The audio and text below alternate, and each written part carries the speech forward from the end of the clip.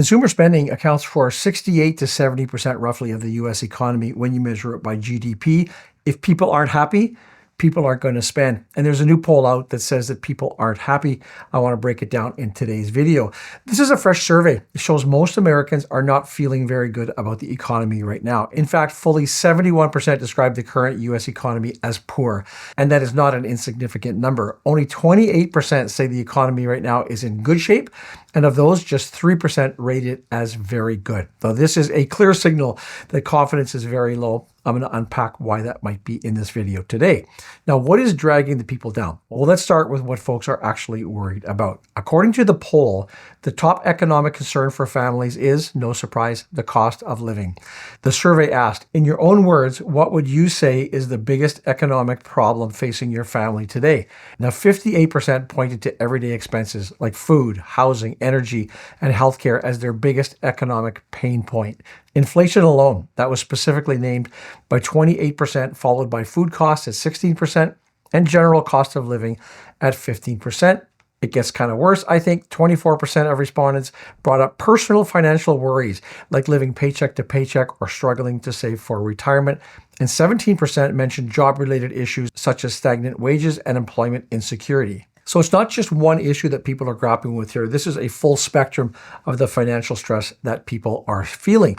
Now, here's where things get political. The survey also asked about President Trump's economic and tariff policies, and the response was, I would say, mixed, to put it gently. Question was asked, do you think Donald Trump's policies have, and then there's a few options to choose from.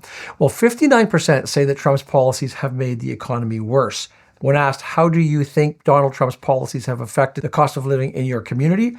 60% believe his actions have increased the cost of living in their own communities.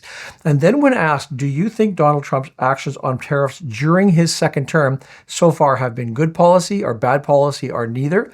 Well, 55% said bad, with just 28% supporting them. Even more telling is that only 42% think he even has a clear strategy when it comes to tariffs. So that's kind of floating out there in the wind. Now, the real twist here is this. When you look at Trump's supporters, obviously they see a very different picture. Amongst those who approve of him, 76% feel optimistic about the economy, enthusiastic in fact, and a majority believe that his policies are working. You compare that to only 5% who are optimistic amongst his detractors. And when you see that kind of split, to me, it clearly points towards a deeper trend. The economic sentiment is really heavily shaped by your political leanings, by your political identity. It's not just what's happening in the economy that's affecting you, it's how you feel about who's running it. What does that mean going forward? Well, there's a growing sense of unease out there. 66% of Americans describe their feelings about the economy as either pessimistic or afraid, and 69% believe that a recession is likely in the next year. So that's nearly 7 out of 10 people who are bracing for a downturn. And remember the important role that consumer participation plays in the overall economy. Now, something I found very interesting here, even in the face of all this gloom, almost half say that they are satisfied with their personal financial situation. The question was, overall, would you say you are satisfied or dissatisfied with your own personal financial situation? 47% of the total respondents said yes, they are satisfied. So that's a little bit of a paradox we're seeing here. People are managing, but they're still not confident that it's going to last. I thought of an analogy as kind of like if you're driving down the highway, your car is working fine, the fuel gauge is dropping. And, being from Manitoba, I remember the winter storm clouds that are forming up ahead. You're not at the point where you're panicking yet, but you might be, sort of gripping the steering wheel a little bit tighter. You're preparing for trouble, right? Not there yet, but you're getting ready in case it does come along. So there's a few questions that are raised when we look at this. Is the economy really that bad, or is it just how people are feeling? Are we letting the headlines and politics drive public sentiment more than the actual numbers themselves? If you watch this channel, you'll know that I try and keep us focused on the numbers as much as possible. When I look at things right now, I see recession fears, rising prices, a lot of policy uncertainty out there. These are all very real concerns, but the public mood can swing faster than these economic indicators that we do keep track of here. So I read the poll over the weekend. I thought it was very interesting. And the one thing that makes very clear to me is that Americans are extremely anxious. It might be inflation, it might be the tariffs, it might be just a general fear of what's next. That's sort of that uncertainty. And the economic mood is definitely more stormy than sunny right now. It's more about how they view the country's direction. Let me know what your thoughts are in the comments. Are you feeling optimistic or uneasy about the economy right now? I would love to hear what you are thinking. Now, I want to move on to the big Fed rate, which is coming up this Wednesday. The Fed rate decision. President Trump and his top administrative officials, they have been ramping up the pressure, including even the threat to fire Jerome Powell. But all that said, the Federal Reserve, they're expected to keep interest rates unchanged when they announce on Wednesday of this week. The Fed target rate currently sits at 4.25% to 4.5%. And Chairman Powell, he's been pretty clear that the central bank isn't going to act without taking proper consideration, and especially with the economic uncertainty out there that's tied to Trump's tariffs. Now, flip side, of course, Trump, he's been very vocal about wanting a rate cut. He's posted on Truth Social that there's no inflation. But when you look at the actual government data, it contradicts that. You still see grocery prices rising. You see gas average well above what Trump claims to be $1.98 a gallon. When we look at the Fed Watch tool here, on Wednesday, 97% expect that the Fed will hold to the current rates. We look ahead to June. That drops about 68%, with 31% believing that the Fed will lower rates by 25 basis points.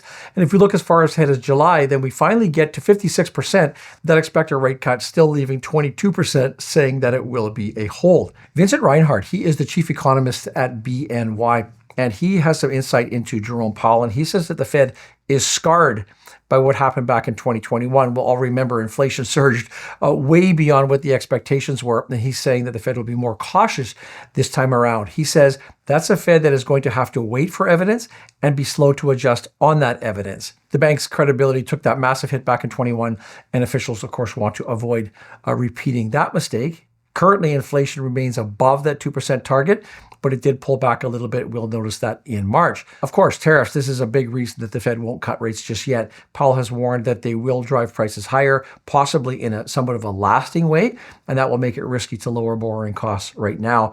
Preston Muey, he is an economist at Employ America, and he says you could imagine a world where there isn't pressure from the Trump administration and they cut rates sooner because they feel comfortable making the argument that they're doing it because of the data. But right now, any cut could feel politically motivated, and that's something that the Fed wants to avoid. Now, my final story for today, I couldn't do this without talking about Warren Buffett announcing his retirement. And yes, he will be stepping down as the CEO of Berkshire Hathaway by the end of the year. And that will end an era that has defined the company for more than 6 decades now. I don't know if you were at the meeting this past weekend or whether you watched it on TV, but pretty much everybody was caught off guard when Buffett made the announcement at the close of the annual general meeting. This week's poll question in our Pulse newsletter was, what impact will Warren Buffett's retirement have on the share price of Berkshire Hathaway over the coming year? Now, if you're not a subscriber already, you can just scan the QR code on your screen here and you can weigh in on that debate. So Buffett is retiring. A lot of people feel the company will remain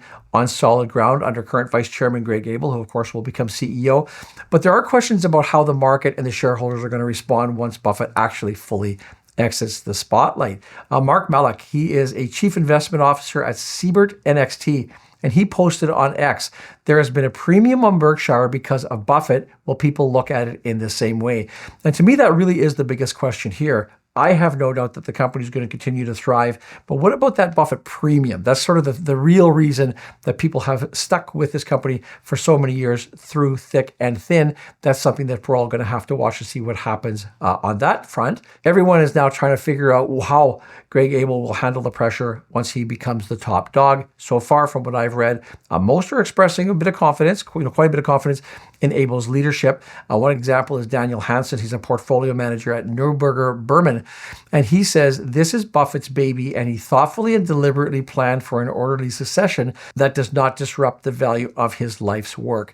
And I don't think you can really overlook how carefully Buffett must have thought this through as he'd been planning for the handover. There are some who are drawing comparisons of the Apple transition from Steve Jobs to Tim Cook, with Abel being described as well aligned with Buffett's values while bringing his own investment style. He is expected to be more involved in the day-to-day now, but without disrupting the company's decentralized approach. He is going to have to tread a very fine line here between sort of maintaining what Buffett built, that environment that is so inherent in the company now. He still also has to make his own mark, obviously. He has already signaled some subtle shifts. He says he will be more active, but hopefully in a very positive way. I don't think we should expect any rapid changes here. When you think of Berkshire's enormous size, the structure of the company itself, it's not conducive to making very quick moves even though we'll be watching to see if Abel unloads some of the underperforming assets more quickly than Buffett had a tradition of doing. Now, in the end, Buffett's legacy, that is going to loom large